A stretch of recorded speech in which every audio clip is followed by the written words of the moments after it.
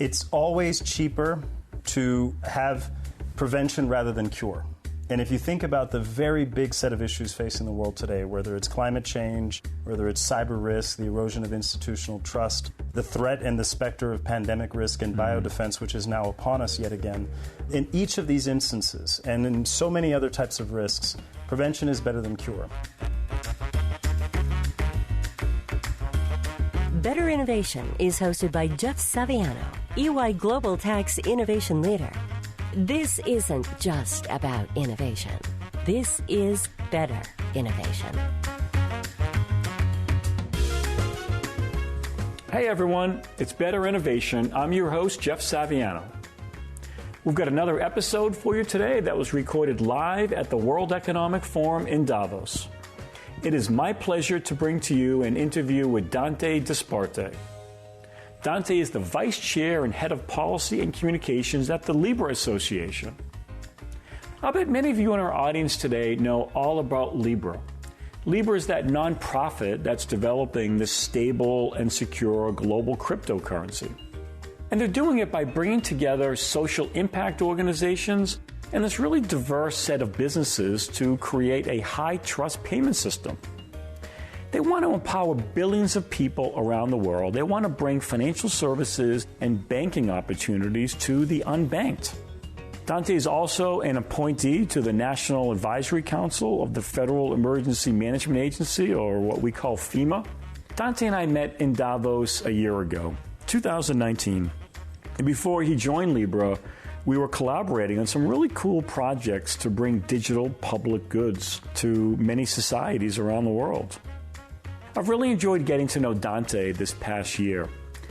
There are very, very complex and nuanced policy questions that are affecting our advanced technology community. But I really believe that perhaps none are more complicated than those policy issues affecting Libra. I'm convinced if Libra succeeds, Dante will be a big reason why. You're going to learn something today. Sit back and enjoy Dante Disparte on Better Innovation. Dante, welcome to the show. So happy finally get you on Better Innovation. My pleasure, Jeff. Happy to be with you. We're doing this live from Davos. It's been such a great week. This is the Thursday of Davos week, and I think we found probably the only quiet place for us to sit down and have a conversation. This is a crowded little village, isn't it? It really is, but nevertheless, I think this is an important conversation we're about to have, and happy to meet you. It's a year on since we met in Davos. Almost to the day. Yeah. Talk about that. Talk about how we met last year. Well, if you're a big believer in serendipity as I am, two itinerant people wandering the then very, very snowy streets of Davos ran into each other courtesy of our mutual friends, and to have embarked on not only the conversation we're about to have, but all the great initiatives that have happened since is very exciting. It's been quite a year. That's an understatement. It's only a couple of weeks really into 2020, but there's a lot reminding us, frankly, of why we need to rethink quite a lot of things in the world and how to rethink, frankly, what I call uncommon coalitions and big collaboration. I'm so glad you said that. We're going to come back to, I love, that is one of my favorite Dante-isms, is the uncommon coalition. And look at this past year, I just find it so interesting, Dante. You meet a lot of people in Davos, you count the business cards and the virtual business cards that you get. But we really, it was great to meet you last year, and it's been fun. We've done some stuff together in that year. Indeed we have. And so when you and I first met, at that time I was a senior fellow with New America and the Blockchain Trust Accelerator, and doing quite a lot of work in this ecosystem. How do you bring emerging technologies to bear on society, the economy, politics, and address fundamental questions around institutional trust and friction. And it's when you look at each of those disciplines, whether it's law and innovation and regulation, technology and policy, so many institutions perhaps looking at those disciplines in silos and institutions looking at them separately. But that's what I really take away from our relationship and the work we've done together is the intersection and the real magic that you can get from looking at the world a bit differently. Yeah, and I think this would be true of many of the calls to action you're certainly hearing here in Davos, and you would hear in the UN and World Bank Group and other international bodies, is that we need deep cross-sector collaboration, often to the point where it gets uncomfortable for either the private or public sector to continue moving forward. Absent that big cross-sector collaboration, forget funding the Sustainable Development Goals, forget reinstilling trust in institutions, public and private. And effectively, part of the acknowledgement is that maybe the models in which we've been operating around the world have reached a point of diminishing returns. We can't get more out of systems that haven't modernized.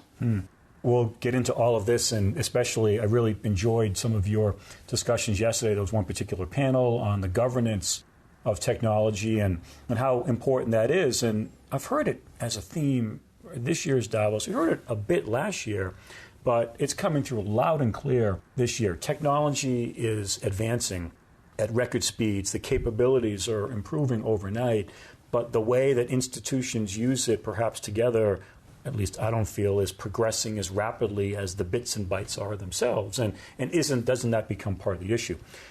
Let's go to, I really want the audience to hear, what's your big idea? What are you really interested in today? You've got your hands in on so many different exciting initiatives, but what's most exciting to you? What is your big idea today, Dante? So the big idea is, if you look at my career and you look at the work that has defined who I am as an entrepreneur or a business leader, I've spent the better part of my time thinking about resilience, what I call risk, readiness, and resilience. So over the last 5 years, I built a company in the insurance and risk management industry called Risk Cooperative. That firm trades in the heavily regulated world of finance and insurance. To try to create much more resilience also means you have the economic wherewithal to give communities and households and businesses the ability to spring back. But then when I started analyzing that industry and realized that for every dollar of risk capital that an insurer takes in, they spend between 30 and 50 cents on that dollar as a part of the expense ratio or the overhead of that business. So in that environment, a world in which the floodwaters are rising but the balance sheet of the private sector is in retreat, short of large-scale fundamental transformation of the way we distribute value, how we pay, and how we leverage technology, we're never going to be able to give more back. And so, as you know, I also serve on the Federal Emergency Management Agency's National Advisory Council and have done a lot of work with my colleagues on the Federal Insurance and Mitigation Subcommittee. And there, too, these questions come up. You know, for every 1% penetration of the insurance balance sheet, there's a 22% reduction on the taxpayer burden of economic losses of these big events. How do you bridge that gap? And this would be illustrative of the need for deeper collaboration. So my big idea, frankly, is that we could leverage a lot of these emerging technologies, blockchain, tokenization, cryptocurrency structures, and others, in a heavily regulated, compliant, conforming way, but that could also drive fundamental transformation. There's a greater transparency, of course, and we can get into a bit about blockchain in particular, our transformative value of more transparently looking at a system. So here, talking about risk systems and understanding risks, first and foremost, just understanding what the particular risks are that, from an insurance perspective, that you're insuring. But then at some point, there's an allocation of capital. There's an allocation of capital up front in premiums from an insurance perspective, and then, of course, at a later date when there's a loss. And so, it has been really interesting in some of the preparation for today, extending your risk work to the work that you're so passionate about today and your work with the Libra Association.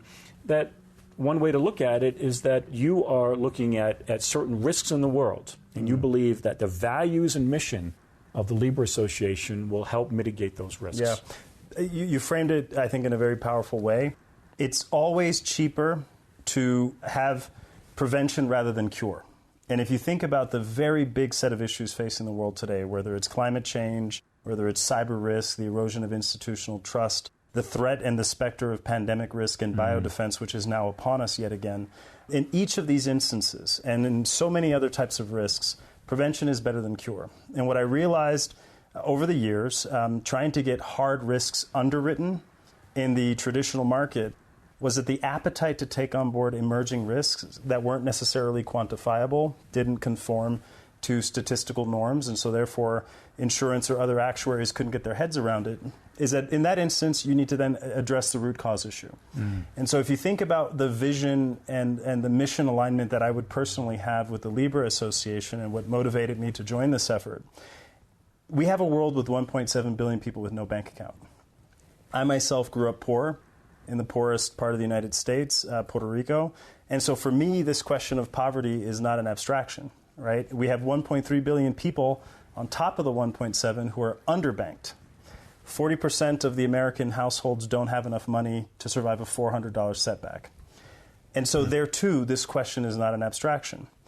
And so the opportunity that the Libra project represents for the world is to build open infrastructure that promotes vigorous, broad-based collaboration and innovation that creates a payment network that would support pulling more people into the formal economy.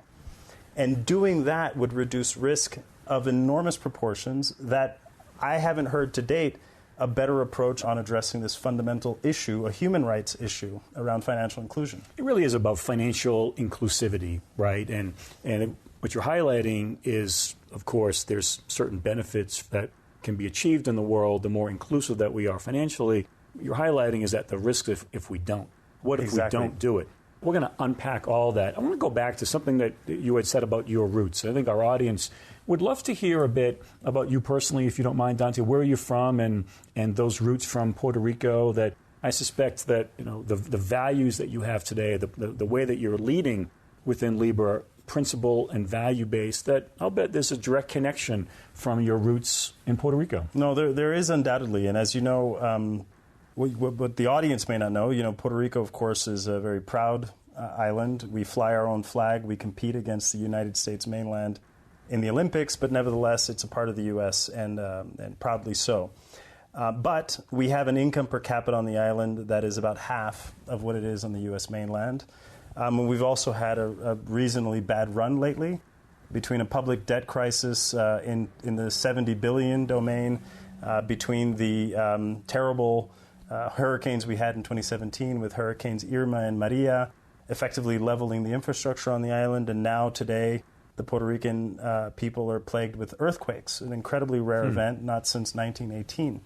And so as a result, the island has had a real out-migration of its middle class, which is one of the benefits we have of being U.S. citizens, of course, is that we could leave. But anywhere else in the world, that Puerto Rican diaspora would be called disaster displaced, or in the parlance of the humanitarian sector, internally displaced people, right, because you lose the very unique culture that we have. And so in that environment, being the first to get through high school or college in my immediate family, I don't have much time to waste, right? I really do believe... You feel the urgency. You feel an urgency to your work. Absolutely. And not to say that the work should dominate everything, because you have to, of course, have balance in life. But there shouldn't be a heck of a lot of time to waste, not for community-level issues or resilience, let alone for the world. It's a responsibility. You've, from knowing you, that I really sense that you feel a responsibility to your native Puerto Rico and as you said, the way that you grew up and how the world could be improved, right, through financial inclusivity. But you trace it back to those days in Puerto Rico growing up. Indeed, and I'll give you real-world examples. So needless to say, after Hurricane Maria hit and the island's infrastructure was devastated and the energy grid gave out, we had the second longest-running blackout in world history. The very first was in the Philippines after Typhoon Haiyan, and the second, in terms of kilowatt hours per household, was in Puerto Rico. So functionally, the island was set back 6 months of darkness on a national scale. And in that environment, your traditional core infrastructure ceases to operate. So to send a very basic payment to Puerto Rico, to link it all together, cost $30 to send $1,000 or any denomination if you want the money to arrive overnight. And this is one of the equity issues that we have to talk about, right? Which is that the people who could least afford it pay the most for services that I think should be basic. Bottom rung services. The more those bottom rung services exist, domestically, internationally, regionally, the more we can start lifting people out of poverty. And that's not only a calling and a call to action that I would like to make, but the UN has similarly made the very call to action in the Sustainable Development Goals, where they're trying to target the cost of cross-border payments from the average of 7% globally to 3%, such that more money goes back to the hand of end users and the people who need it most, and that will then drive the economy. I mean, certainly reducing the transaction cost is one thing, and the $30 for 1,000 is just so staggering as we sit here in early 2020 that we're still paying such usurious rates just to simply transfer money. But of course, it goes beyond the cost of transferring funds to opening up financial markets to people. You mentioned early on how many people we have in this country who are unbanked, to open up the financial system to people who, frankly, don't have that accessibility today.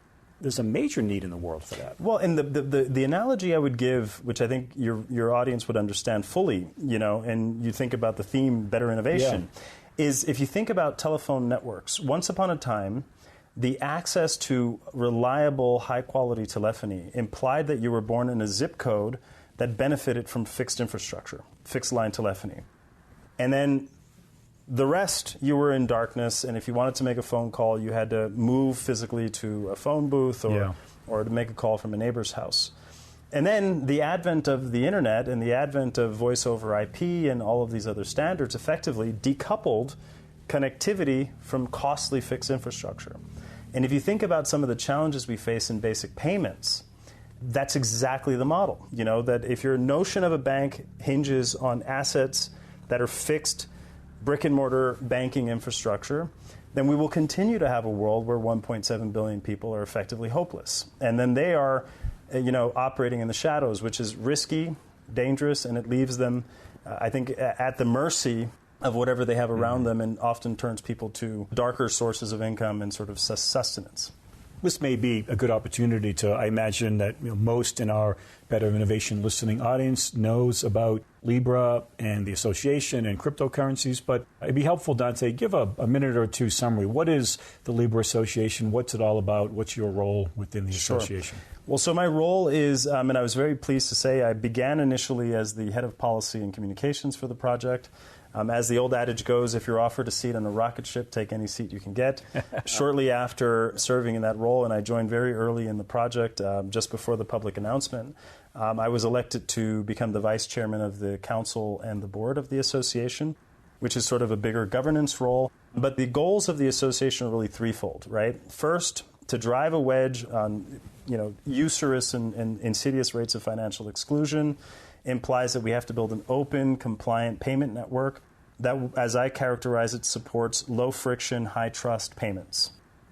Item one. Item two, in the spirit of uncommon coalitions, you have to ask yourself, what can we do together that we cannot do on our own? Mm-hmm. And I think that's part of the enlightenment that informed this project, right? Which is that no single entity should and ought to govern and develop this type of project on their own.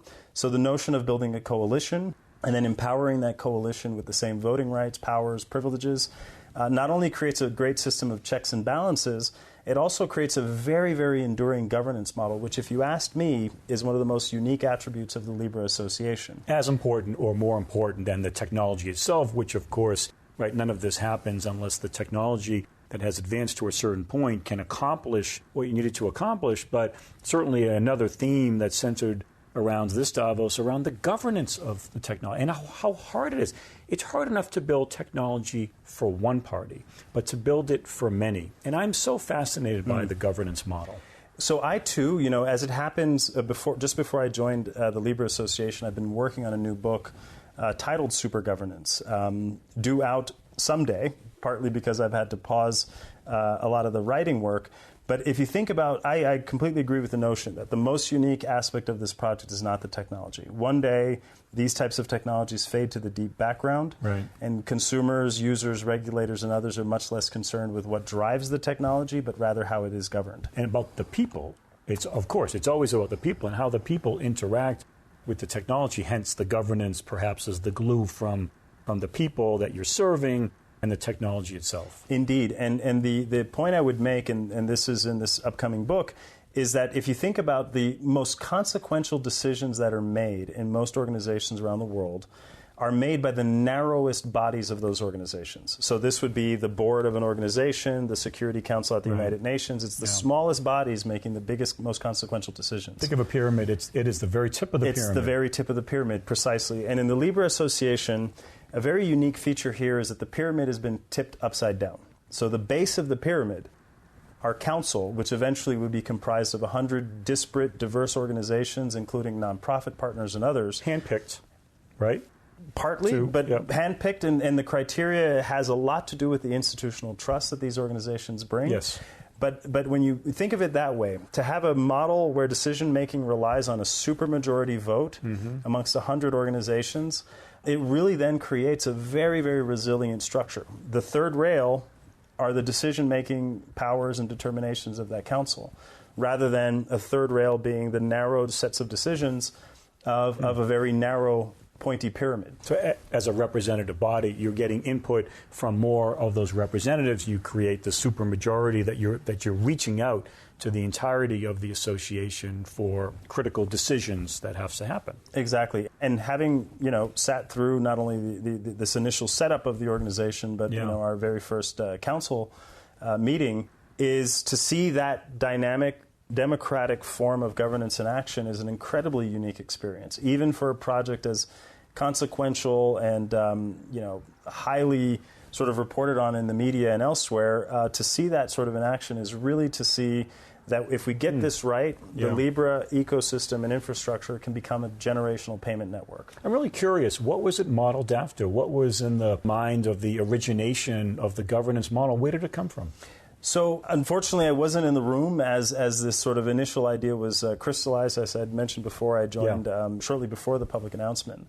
But if you think about it, there are other examples out there, especially when you think about how open source technologies are being managed and governed. It's a good analogy. And it's not at all outside of the realm of possibility that large technology companies contribute code to the market, and then they leverage what I characterize as the wisdom of the crowds to continue developing and defending that code base. And so that's part of, I think, the spirit and the inspiration of this governance structure. What I really do appreciate the most about the governance model from Libra was the transparency. There was one day it was released. It was fully transparent. It was inclusive. It was thorough. And for those organizations that are looking for a model, much like the originators from Libra modeled it after other models that existed in the world. But I really do believe that the Libra governance model is affecting other technology platforms around the world. Any thoughts on that? Do you think that that's right? I mean, I think at some level it might be too early to say. I do, however, believe the conversation that we have started around innovation in payment networks, the development of central bank digital currencies, the opportunity, frankly, and I think this would be our end state, to build digital commons, where there's a very, very clear equilibrium between public and private interest and social license to develop networks that can support this many people. You have to have this type of governance model. You have to have an ability to withstand sunlight. You have to have a set of common goals that are long range and greater than the often narrow interest of any one party.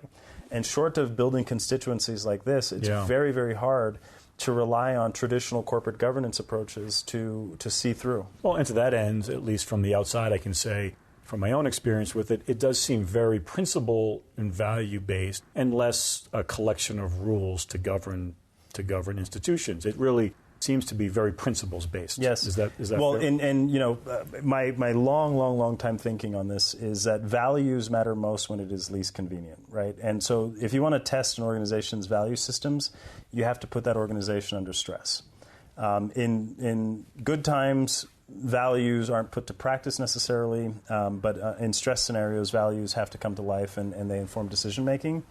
Not to suggest that we're under any type of stress, but nevertheless, I can argue that it's very much values-driven and very principle-based from the beginning. And certainly the one member, one vote is a key element of the model. Exactly. And if you think about it, it's a profound shift to say that some of the world's largest enterprises have endowed and empowered nonprofit partners, academic partners, and other potential partners in this project with exactly ceteris paribus, right? All things being equal, the same exact opportunity to vote and exercise that vote is a very, very powerful intuition.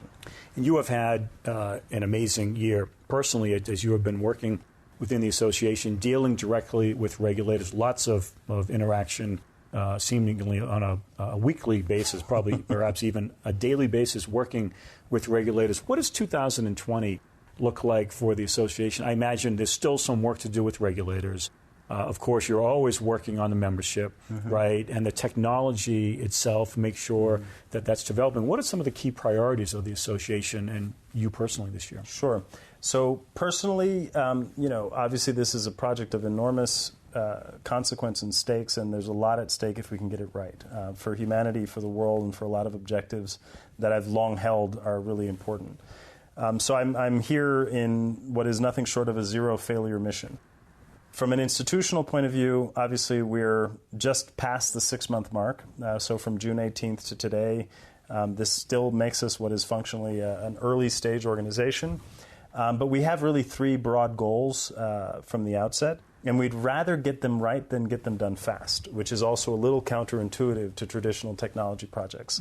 And those are to build a regulatory framework over the project that supports a regulated technology-powered payment network.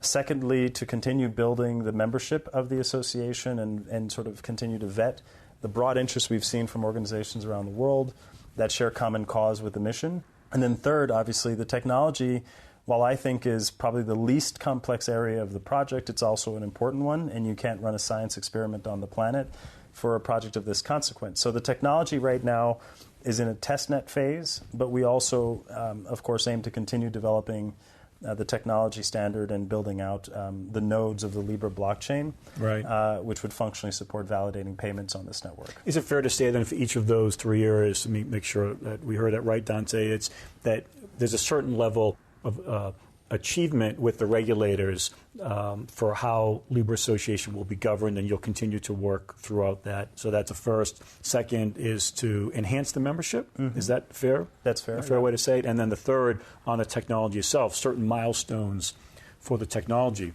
So you and the association have set certain milestones and benchmarks for each of those 3. When you meet those 3, then we'll see a launch at some point. Is that about right? Yes, and that's correct. And while we have spent a good amount of time, not only on this interview but in elsewhere, talking about financial inclusion as one of the big impacts that this will have, I also think there's another one that's a bit more nuanced but is equally big and equally important. And that is that this type of network, which would promote vigorous competition in jurisdictions and conforming with rules around digital payments and cryptocurrencies and blockchain-based innovations in different jurisdictions around the world, this type of network can unlock an enormous amount of energy and competition for innovation in the fintech space, right? And so healthy competition? Very healthy competition. Yeah. And that's an important piece of the puzzle. If you think about the use case of remittances and cross-border payments, oftentimes there is a monopoly or there's a duopoly running remittance corridors around the world. And so we think it's really, really important to start addressing that challenge and also addressing the issue of expanding the perimeter of payments, which, again, back to the walled garden environment. That's a problem that will be solved as much by established players, banks, and other institutions as it will by fintech entrepreneurs and operators we don't yet know because they can't rely on this type of stable network. It really is it's a great way to put it. You're inviting solution providers, right? Exactly. You're inviting that you have lifted up the industry and really shining a light on the opportunity, on the needs in the world and the opportunities to serve the underserved of today. As that invites solution providers, that's not a bad thing. Not in the least. And that includes, of course, many aid and development agencies and humanitarian agencies which absolutely fundamentally understand that if the world's most important cash flow are cross-border remittances, last year remittances were greater than $700 billion a year. This is a larger figure than foreign direct investment. It's a larger figure than official government development assistance, ODA. That if that figure has 3%, 4%, 5% put back into the hands of the market, we could start driving down not only the cost and the speed with which these payments are being made, we could start improving outcomes across the board. Well, and again, back to, this is my favorite Danteism of the uncommon coalition. It is important. This is not just an association of big corporations. It's an association of social impact organizations, and it seemed as though that was very purposeful as well. Right? It's the right association, the right members from different constituents and different stakeholders. Absolutely. And I think the key, back to what I think are the very big social and economic impacts of the project, is to, one, ensure a common set of digital infrastructure that the world can leverage and rely on. That's part of what the Libra Association would govern and manage, and then to promote responsible financial services innovation. Those would be our twin social goals. And if we get both right, there's no doubt that no single entity could do it on their own, hence the coalition. Are you excited about 2020? A big year ahead? I'm very excited about 2020. And if you heard anything here at the World Economic Forum in Davos, the 50th anniversary of the organization, is that we also feel like there's a sense of urgency with which we have to begin addressing global issues, whether it's income inequality, pandemic risk, climate change. Where last year there might have been a bit more exuberance in the air here in Davos, this year a decidedly warmer year with much less snow. I think there's a sensation that time might be running out. And so while I'm incredibly optimistic by default, I think we have to be very, very pragmatic about the need for doing things radically different that can scale, that can also start to move the needle for the planet. There's a sense of urgency. And I feel it from this conversation and from knowing you, that there's a sense of urgency to your work. I think for most in our Better Innovation audience, it seems like everybody has an opinion about cryptocurrencies and perhaps opinion about Libra. I can honestly say that my opinion is heavily shaped from knowing you and the values and the principles that you represent and what you bring to the association. You're trying to tackle huge problems in the world, and I just want you to know how much the industry appreciates, or the world will appreciate, when you're successful. It's a big part of the optimism that I think many have is because of your personal involvement. Well, and I thank you for that. And needless to say, these are efforts that are bigger than any individual, and certainly, as I've said throughout the interview, bigger than any individual firm. But nevertheless, I think there is a North Star guiding every member organization in this project, every stakeholder we've met with externally, that sees this. Once you get over the opportunity, and once you really fully and deeply understand that today there is no protocol layer for the transfer of value, in the same way the internet removed friction from communication and information sharing and created an entirely new radical set of opportunities for the world. Yeah. Technologies like blockchain were designed to remove friction from value transfer. And to date, nothing has scaled to population scale. And so if we could just get those things right, it starts to eliminate a lot of the barriers of service and the barriers of access that in many respects are the root causes of a lot of global risk, from migration crises to endemic levels of poverty and so on and so on and so forth. It's a very long laundry list of issues where the root cause is financial exclusion. I think it's also, frankly, Dante, a key message from this discussion for our audience is that technology is critically important. Don't lose sight of the governance and the importance of the governance models as well. That's absolutely true. And I would also argue that technology is not a panacea, right? And technology cannot exist in a vacuum of social license, regulatory license, policymaker feedback. And one thing that I must say has been really one of the most unique aspects of joining this project just before the public announcement is to have participated in what is a focus group of global scale. We've had 3 hearings in the United States. We've had sessions in the German parliament in Brussels, and I've been in the room at every single one of those conversations, public and private, since then. And I could tell you the ability to hear and then read and react to that is an important part of the innovation process generally, to come up with an initial idea, as aspirational as it might be, and then to have the opportunity, as we have had, to get real-time market feedback and incorporate that in the design. Is a very, very unique, iterative process. I always find that it, frankly, is one of the most fulfilling parts of innovation is to have an idea and watch others make it better, right, and find ways to improve it. I think also, as you mentioned about that as a unique experience, what's also a very unique experience that we have been talking for about 32 minutes and we have not talked about taxes yet. How is that even possible? You and I talk about taxes all the time. And so that has been so interesting getting to know you this past year, is that I really feel that you have a passion for the power of taxation. I really do. Talk about that. So my journey into being accepting that the tax word is not pejorative and that we have to look at it as a part of... It has been a journey. It is a journey. But when it began and where it began was when I was the president of the Harvard Business School Club of Washington, D.C. It coincided with when Dr. Michael Porter and Jan Rivkin led a project at Harvard Business School to promote and develop a study called the U.S. Competitiveness Project. And in that, they started really looking at what are the things that drive an economy and how do you redefine competitiveness in the 21st century? And Michael Porter's definition and the program's definition is a country is competitive to the extent to which its firms can compete in the global market while raising the living standard of its middle class. And historically, we've seen a lot of a big decoupling from the way companies would operate and how society would move forward. And we've often seen, and certainly in my work in risk and with FEMA, that shortage of taxpayer wherewithal is a shortage of resilience. Right? Someone ultimately has to pay. Someone has to pay for infrastructure, the commons, both physical and digital. The basic needs of society. Exactly. Yeah. And tax is the price you pay to live in stable, responsibly managed governments. And it's a very local experience as well. So I live in Washington, D.C., a city that gets 60% of its kids through school. And a city with a number of Title I schools throughout the city. Our kids go to public schools in Washington, D.C., deliberately so. Because if every family of any means opted out and didn't demand as a citizen or a resident of a city an ROI on their tax dollars, i.e. good quality education out of public school funding. On the system. Yeah. Exactly. And tax is the way we really demonstrate the economic linkage between the citizen, the city, the state, and their national government. So I think it's an enormously unique area of study and area of interest. And then you have the other implications of the hundreds and hundreds of billions of dollars that leak out of the system and have no participation.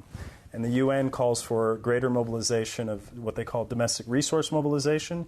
It's code for tax is a space in which we can get more and create a bigger pie using the same set of principles. Technology has a lot to bring to that, too. I am just flabbergasted by some recent IMF research at the size of the shadow economy, equivalent to just about a third of the GDP of 158 nations. Yep. The size of it, and by its very nature, or the shadow economy, is largely going untaxed. Not entirely. When we walk down the street, we make a purchase in the U.S., we pay retail sales tax, and there's withholding taxes on our earnings. But largely, that shadow economy is going untaxed. You and I have talked so many times about the size of tax fraud in the world and the amount of leakage. The result of that is that you have to have statutory rates that are inflated in order to bring enough revenue into government just to fund the most basic needs. And we haven't even started talking about attaining lofty goals like the Sustainable Development Goals. Exactly. And so, as you will undoubtedly know, you could fund all of the Sustainable Development Goals if you pulled more of that quote-unquote stranded asset back into the system. And I think this begins, if you think about the end user experience, sadly, many tax environments are deliberately complicated. And in that complexity and in that obfuscation of the tax process, unfortunately, the advantage goes to very sophisticated actors. But we have to think of failure to participate, modernize, and contribute to this process is ultimately a we all pay. Everybody loses scenario, not only for communities, but for the world over. And I'll give you one really sort of positive example. Yeah, please. In Dubai, if you get a traffic ticket as part of the overall Emirates sort of national strategy around digital transformation, their objective is to make every citizen the happiest on earth. And they have a very, very novel model where, armed with a smartphone, a traffic violation can be paid, parking or otherwise, using the phone, and their hit rates are off the charts, in part because the person who receives the violation can direct where their funds are directed or sent. So they'll pay their parking ticket, and then they could say, I want my money to go to education. I want my money to go to infrastructure. And so, unsurprisingly, participation rates, I think you call it tax morale, is very high. Right, yeah. Not to say that a parking ticket is a tax, but nevertheless, it's a source of revenue. Yeah. It's a source of revenue. Yeah. Yeah, that's great. I love it. You're such a tax guy now. That's what we call tax morale, the willingness to pay, how much it is that you want to pay. And that what you just described, Dante, not so dissimilar from our direct democracy in the U.S. Every year on Election Day, we go and we vote for individuals. Sometimes we also vote for causes, right? Direct democracy and ballot initiatives and the rate of participation of, I think, perhaps sometimes citizens feel that there's an opportunity to directly affect an issue then is different from electing an official who can make decisions on their behalf. It's just different. And look, if the world and many countries, including the United States, are facing a tragedy of the commons, the things we all rely on to have reliable transportation, good education, good telecommunications and internet infrastructure, and effectively have an economy that is ready for the 21st century. If that tragedy of the commons is to be arrested, we need to get all contributors off the sidelines, and we need to find and identify more efficient ways of increasing public revenue, right? We can't sweep these issues under the rug. We can't, build fortresses and moats around this forever or for very long. And we have to figure out how to really innovate and shine a light on this set of issues. We had a great discussion yesterday. Really appreciate your participation in it. We discussed the work of our collaboration with EY and New America, the World Bank, and MIT and Boston Global Forum. We're calling it Prosperity Collaborative, and that collaboration has been wonderful. We're only anticipating greater collaboration in the future, and it's all about applying these advanced technologies like data systems and AI and certainly blockchain to have greater equality in the world and fair, more efficient taxing systems. I have to say, really appreciate your early involvement in it. It started, and we came out of Davos last year, and we committed to come together again and discuss those issues. We had a great launch event at MIT last spring, and you were at that. And I think it was at that session we really shaped the foundation of what this coalition will be like, and I really appreciate your contribution there. Well, it was really, really eye-opening to contribute not only to the kind of early foundational conversations, but frankly, to watch as a spectator yesterday as the Prosperity Collaborative is announced, and we know it's early days yet. But this is partly the testament of gatherings like these here in Davos and the ability to build unique cross-sector collaboration and partnerships that can make these things not just objects of curiosity and study, but opportunities for practice and change. I think this is my big motivator as an entrepreneur and as a business leader, is to get people off the sidelines. We need risk-taking. We need momentum and movement. And I think there is very few areas in the world where there's such an obvious stranded asset, other than tax and building domestic and public revenue, where you could do so much with so little. Incredible. And I really love the concept of leverage. And I think in this instance, the leverage is the Uncommon Coalition, the group that you've built, the types of partners you've managed to rally in a very, very short amount of time. So I have no doubt this Prosperity Collaborative will continue to succeed. And I'm glad in no small way that I've had a small hand in helping shape the direction. We appreciate that, and we are so excited about the future and the real work in the world for better societies. We think that this is important work. It's also been really fascinating to see at this, as you mentioned, the 50th anniversary of the forum, and how prevalent taxes are this year. Prince Charles spoke just yesterday about the importance of using carbon taxation to fight climate change. There was more discussion of digital taxes that have been quite popular over the past year. And there was a group yesterday, the Patriotic Millionaires Group, that feels, though, that the rich should pay more taxes. And so it's just 3 or 4 instances of it seems like that tax is all abuzz this year in Davos. Yeah. Well, and there are ways in which I think it should also become very real, right? And back to the question of resilience, right, my core sort of theme. What I characterize as unincorporated economic risks, right? So it's very hard in an operating environment to properly price in climate exposure unless, of course, you have an incentive mechanism that allows for organizations, states, governments, and otherwise to put a proper penalty or a proper incentive, upside or downside risk, of decarbonizing, right? It's a real-world example. That risk doesn't show up in our economy.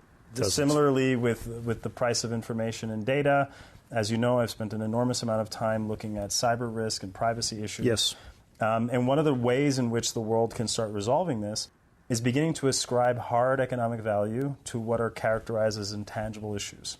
Those risks need to be priced back into the system.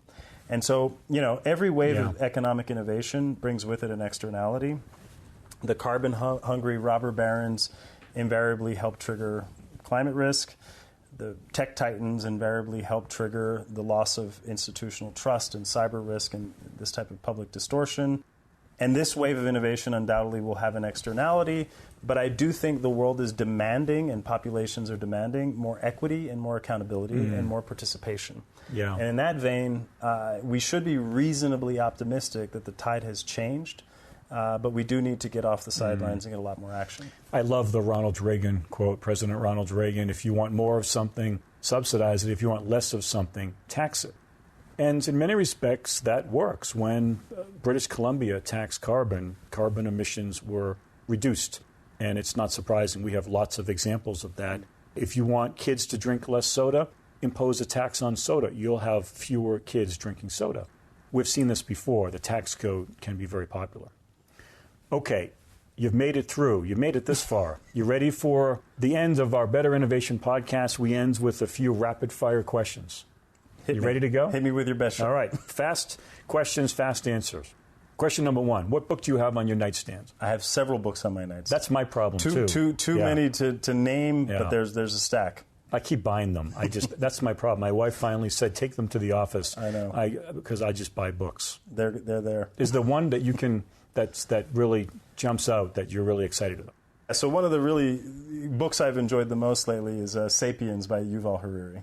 Excellent. What I love about, we have such a collection of best ever. We just did a mashup of the best ever books from the podcast, and that's good. I'm going to check that one out. It's worth reading. All right, question number two. Who do you follow on social media?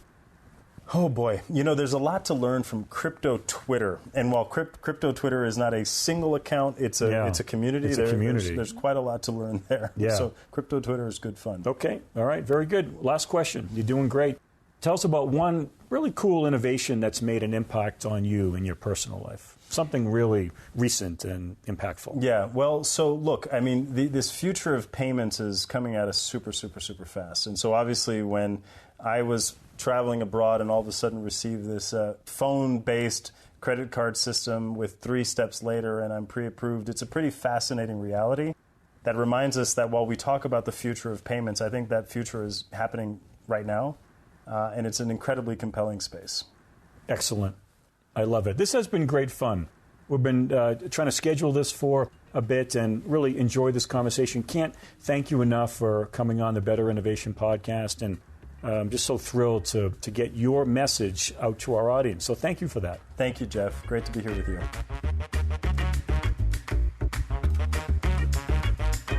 This has been Better Innovation from EY. Let us know what you think about the show by leaving a review or by reaching out to Jeff at jeffrey.saviano@ey.com or find him on Twitter at Jeffrey Saviano. Better Innovation is produced by the great team at Hogarth Worldwide.